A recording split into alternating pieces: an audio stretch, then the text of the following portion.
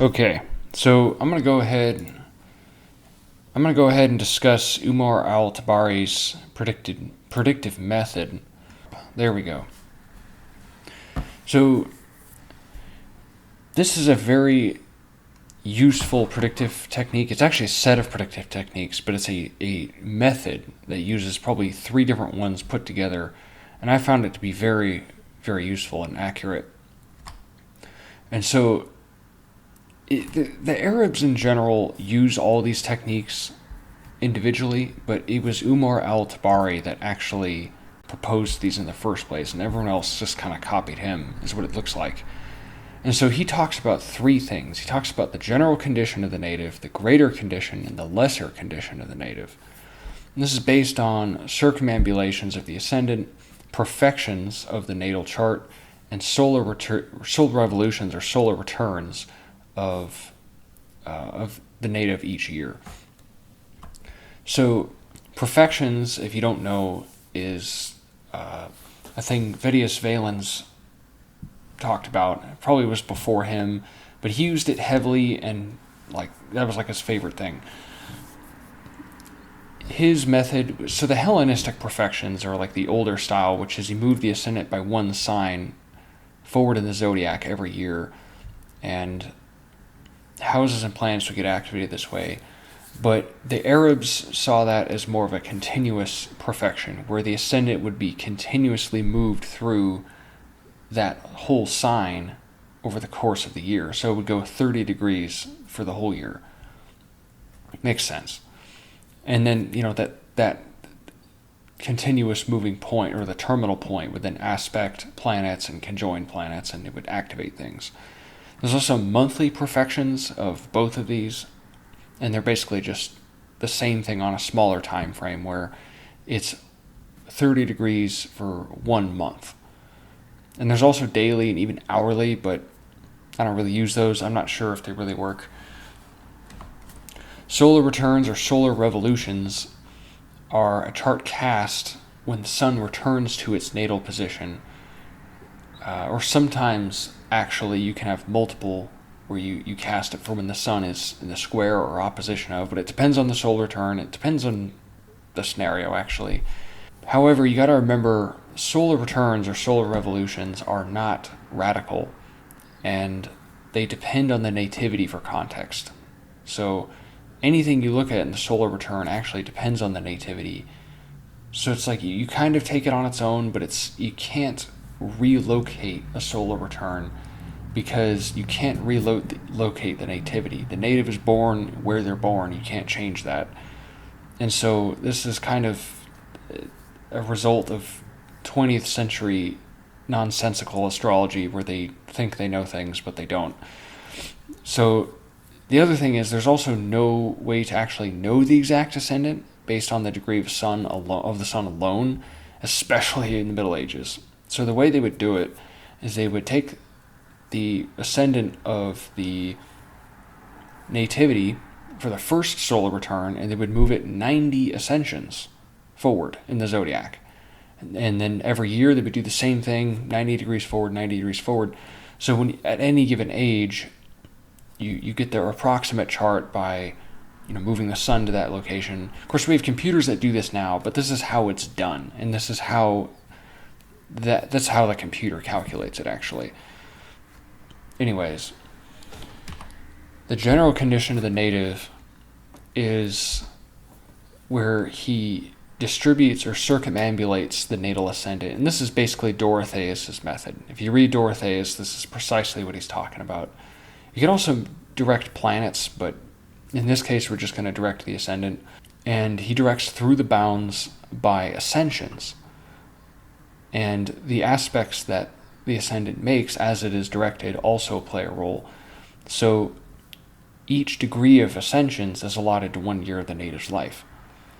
So the distribution period is governed by the bound lord that it's in at the time and the aspecting lord. So when the ascendant perfects an aspect, meaning it makes an exact aspect with the planet zodiacally, that becomes a sort of partner lord, or a partner to the distributor lord. So there's actually two planets that are sort of the governor of a given period. However, the bound lord is said to be the greater of the two, generally speaking. And so anytime you get another aspect completed, meaning gone exact, then the new aspecting lord is allotted. This is different than regular transits where, you have an applying and a separating period, and it's the effect starts when it's applying. That doesn't happen here for some reason. And they call these lords, or the lord of the term, lord of the bound, and the lord of the rays. So the so-called greater condition of the native is the annual perfection and the so-called terminal point in continuous perfections. Now, when this terminal point makes aspects with the other natal planets during the year, it will signify events in the native's life, as well as the house that it's in. And planets in that house also become activated. And the point of continuous perfections is to give a closer timetable to events that happen. It's maybe not totally exact. It depends on a few things, but it's supposed to give an approximate timetable of semi-major events in the native's life. And at planets as well, you direct all the planets, you perfect all the planets the same way you would perfect the Ascendant. And so together with all that, now you have a lot more things going on. Now, the lesser condition of the native is basically just solar revolutions or solar returns. And you effectively distribute or circumambulate the Ascendant of the solar return. But instead of directing by ascensions, we're told to do it at a rate of 59 minutes 8 seconds per day, which equates to 365 days, making the complete circle.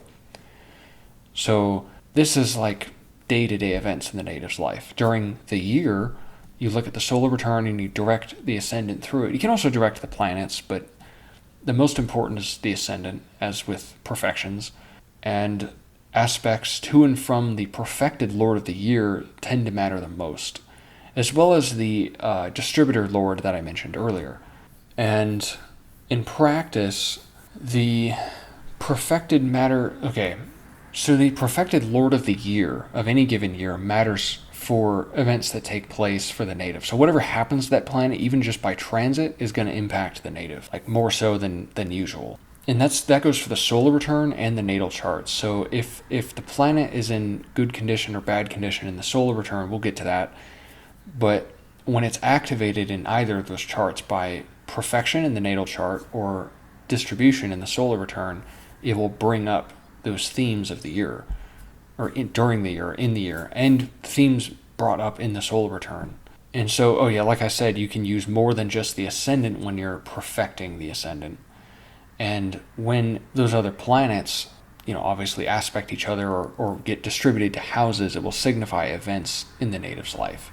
It depends on how well known the native's birth time is. If you know it to the nearest sign, it's less accurate. But if the chart's known to be accurate, you can actually get pretty accurate event timing with just perfections alone. Solar returns, you can be accurate to within 1 or 2 days. Everything moves so fast when you're distributing the solar returns, you don't get more than a couple of days for a given period, which makes sense. And of course, the older you get, the less accurate your solar returns are going to get. So if your Ascendant is off by a few degrees natally, by the time you're several decades old, your solar return ascendants are going to be wrong. And so just bear that in mind when you do this technique. You have to have an accurate birth chart to really do solar returns or revolutions properly. When we perfect planets of the natal chart, you got to pay attention to aspects or conjunctions made by the distributed bound lord of the natal chart and the aspecting lord. These are the most impactful planets. So if you have like say your bound lord of the distribution at the time is Saturn, whatever Saturn is doing, whatever he is perfecting to, what house he's being perfected to, the aspects he's making, it's going to be important. And also other aspects, either by the perfected ascendant or by perfected planets to the natal Saturn, also activate things. And for solar revolutions, pay particular attention to aspects made to or by the perfected Lord of the Year. Of course, that also means when every time the directed ascendant of the solar return aspects the Lord of the Year, it'll bring things up during that time. But also, you can distribute the Lord of the Year itself the same way as you would the ascendant, and it will make aspects, and that will activate things. It can be a lot of things at once, so it's nice to pare it down to just one or two planets and work from there. It's not to say other planets activating other planets aren't going to do anything. They do. But those are just the most important events that happen. And aspects made by the perfected or distributed ascendant are the most important because it signifies what the native does, embodies, or is the agent of, or partakes in. So the ascendants being distributed or perfected are like the big ones. You can distribute the planets as well, especially if they're like the bound lord of the distribution or some important planet or the Lord of the Year. But the ascendant is, like, if you want a starting point, always start with the ascendants.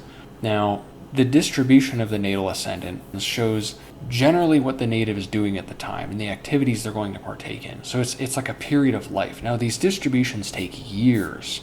So it's sort of a background influence in the native's life, generally speaking. But it does influence their events, and that's why that particular planet is important in these techniques during that time, because it's sort of governing that period, obviously. Now, of course, when one planet is perfected to another, regardless if it's the Lord of the Year or some important planet, note the houses that are involved.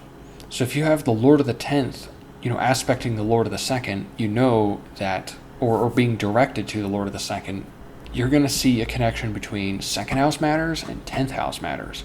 If you're doing solar returns, that's going to be on a more day-to-day level. It's going to be a smaller event. It'll be something notable within that year. If it's a profection, it will be a greater event, something that doesn't happen very often, something that is on a grander scale. And, of course, if it's a circumambulation, it's going to be greater still. It'll be something that is very notable and will go on for years in the native's life. And, of course, the condition of the planet shows the quality or usefulness of the event. And that goes for the natal chart, but also the solar return.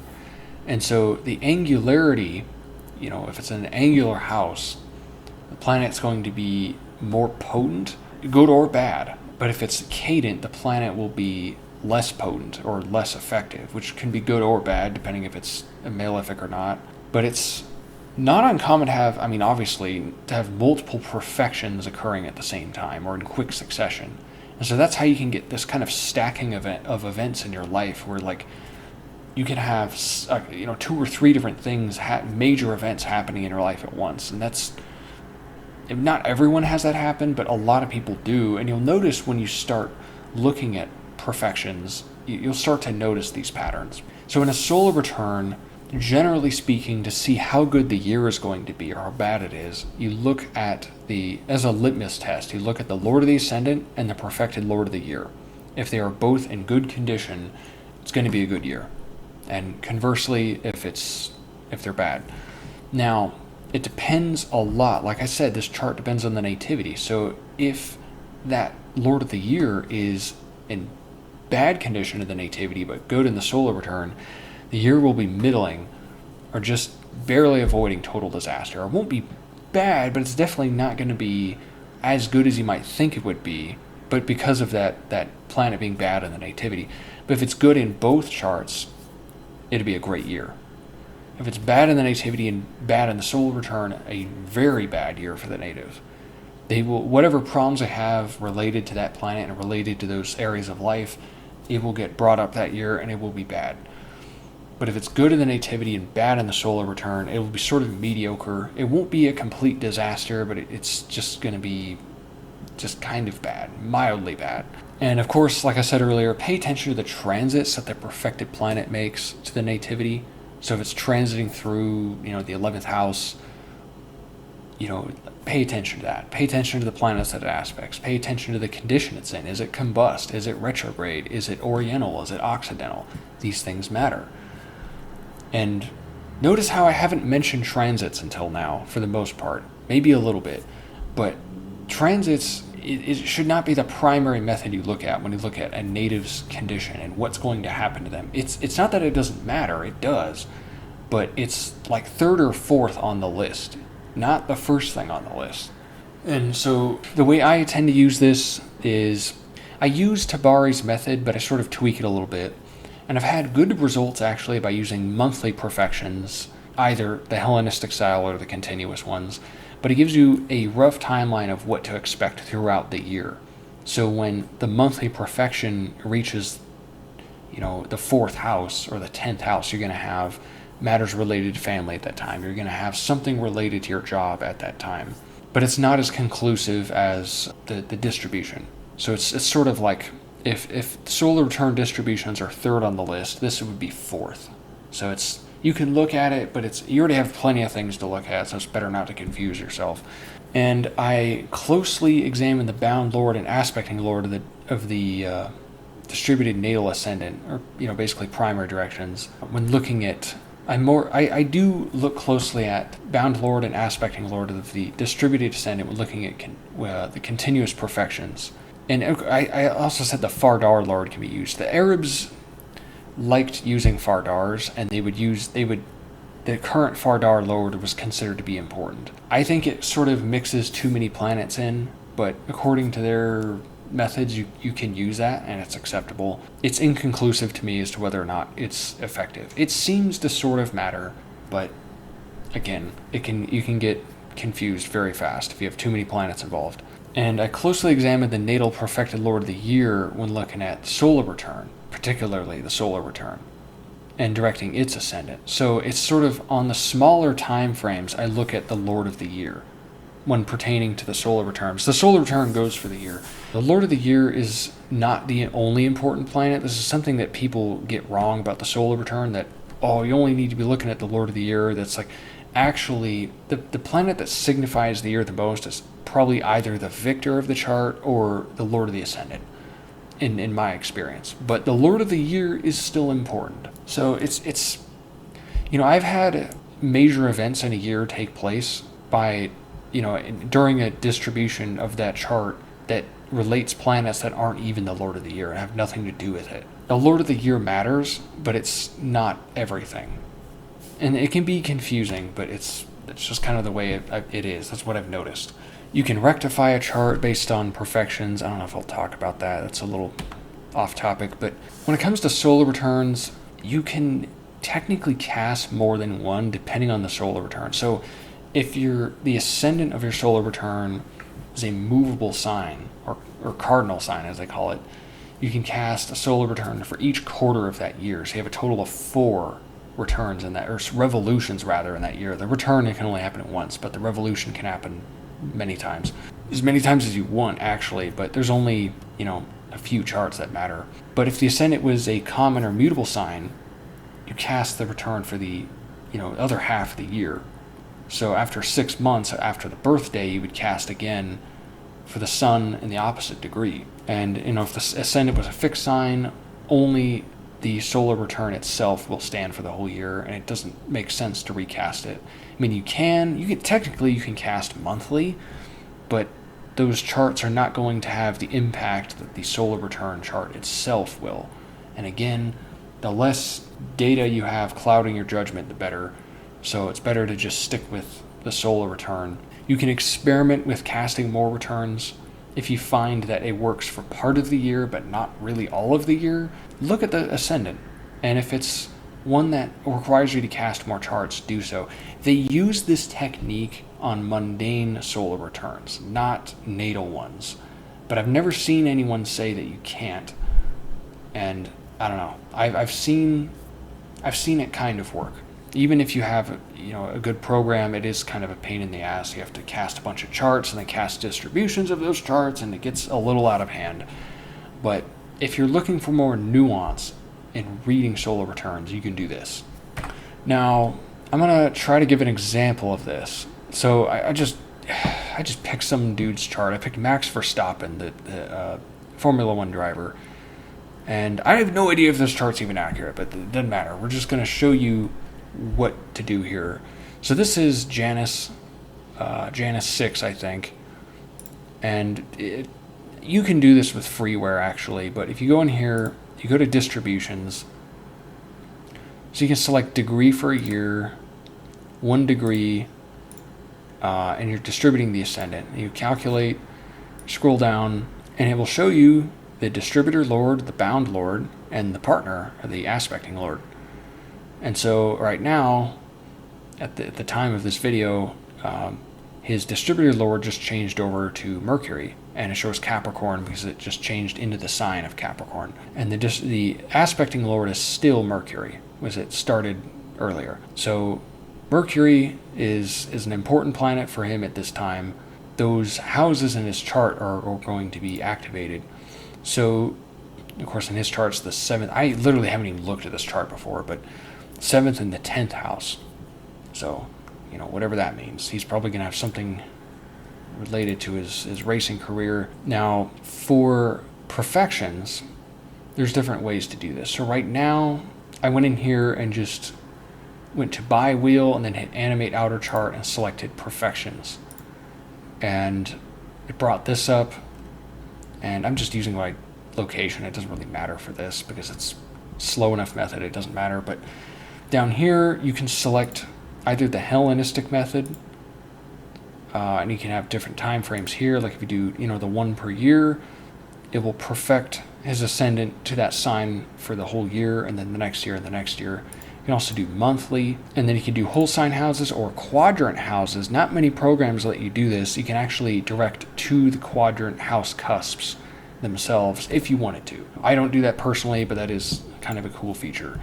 Now, for this, you would use continuous and 30 degrees for a year, and they have different time frames here, obviously. And as you can see, it directs the ascendant, but also all the planets on the outside here as the perfected nativity. On the inside is the natal chart. And so you can see, it shows aspects too, so you can see what's going on. And so you can see the ascendant is distributed to his 5th house, or perfected to his 5th house. And so you would imagine that, 5th house topics are going to be brought up for him. And of course, the Lord of the 5th is in the 1st, so it's maybe something 1st house related, body related, or persona related is going to get brought up. Matter of character, a matter of action. And you could sit here and walk this back and forth by, days or years. So if I go forward a year, ascendant's going to go into the next sign. I'll go 30 degrees over, as will all the planets. Now, every 12 years, you will get the ascendant. Let me see if I can actually line that up. The ascendant will line up with the natal ascendant, and it will sort of, return there. And so all the planets will line up again. And this happens every 12 years because it takes, obviously 12 years for the perfection cycle. You might be surprised what gets activated by these perfections, but this is how you would do it. This is the most, you don't have to use this particular tool. There's other ones that'll do it out there, but this is how it's done. It's really good if you have one that helps you visualize it, because doing it for the ascendant is actually pretty easy. Doing it for all the planets at the same time, now that gets tricky. And at any given time, as you can see all these aspects here, at any given time there's always something going on. And some things obviously are more significant than others. So now if I go to his solar return, which is this chart, this is just this year's solar return, and I go to distributions. There's actually a solar return distribution, but it just shows aspects. It doesn't show the bound lords. Your mileage may vary. I prefer this one. That's just me. Now, if you go in here, I do 59 minutes, 8 seconds for a day. So that means over 365 days you will get a complete cycle. And then you can look here, you have the distributor lord for those days and the partner, the aspecting lord. So at any given time during that year, you can see, now I believe it's a 5th house perfection for him, so that would mean Mars would be a significant planet. And so you looked in the aspects of the ascendant being made to Mars and Mercury, of course. Now, these bound lord, or these bound lord distributors and these aspecting lords will sort of color or flavor that particular time in the native's life, but for just day-to-day life. So that's how you do it. That's how you use this technique for Tabari, or Umar Tabari, as he's called in the Latin. And it's really a 3-part technique, but I have found it personally to be very useful and effective. So I have shared it here. So I'm going to look at Max Verstappen's distributor lords for this predictive technique for when he got into racing, which, according to the notes here, he started competing at 17 years old and was a 3-time F1 champion in the early 20s. So if we look, we go to this. See, in the primary directions tab, you can actually find, make a more accurate distribution. So you can select your timing key, whether it's Ptolemy, Placidus, or whatever, and you can select if it's zodiacal or mundane directions. Huge debate on which one's more accurate. I think they both actually mean something, but whatever. So at any rate, in late 2018, the partner lord changes from the moon to Mercury, and that Dex and Sin, that just means dexter or sinister aspect. And those are supposed to have a different level of impact. I'm not remembering which is which now. So during the Saturn Lord period, it would change from a Saturn distribution to a Mars distribution in 2020. And late 2020, of course, after 2020 is when he started winning. So if you look at what houses those rules, Mars rules the 5th and the 12th, and Mercury rules the 10th and the 7th. So you would imagine that those events would be brought up during that time. And Saturn ruled the 2nd and the 3rd. So there was a shift he was in the 5th. So there was this shift that occurred that brought him from just racing into actually winning at racing. And this is just looking at the primary directions. If you look at zodiacal releasing, you can actually see that there was a 10th house, a 10th from fortune peak period during this exact time in 2020 also, but that's beside the point. That's not this technique. So if we go and we look at the perfection during that time, if I back it up here, 5 years, what do we get? Now the planets we're looking at primarily, well, let's look at the Ascendant. The Ascendant's distributing through the 12th at this time. This would have been a 12th house perfection for him.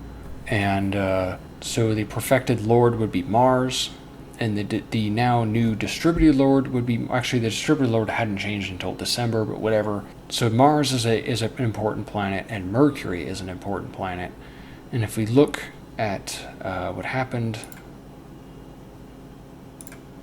by weeks, I guess, we get Mercury being perfected to the 10th house, and we have Mars in the 12th, for whatever that's worth. Now in 2025, this year, in June, his distributor lord changed over to Mercury. So now Mars is out of the picture and it's just Mercury, which is interesting. But yeah, that's basically how you would... now, a lot of these events that get brought up are often very personal, and so you'd have to know on a very personal level what's going on. Zodiacal releasing tends to bring out a lot more... Zodiacal releasing of the lot of spirit tends to bring out career-related things. This doesn't do that specifically. It brings out everything. It can be career-related, but when it comes to like celebrities, you don't really know what you're dealing with. You don't really know what their personal life is like. But using something like this, you can get some idea. I urge you to try this out for yourself and see how this lands. You'll find that some of the most basic techniques actually are very effective, like profections, for instance. Very effective technique if used properly. But yeah, solar return distributions. I mean, this is kind of really the basis of medieval natal prognosis, being able to find out what's going to happen in somebody's life. This isn't all that you could do, but this is a good starting place, at least according to the Persians. And the Persians really just inherited the Greeks' knowledge, so really this goes back to the Hellenistic era. But this isn't sort of an iteration on it as well.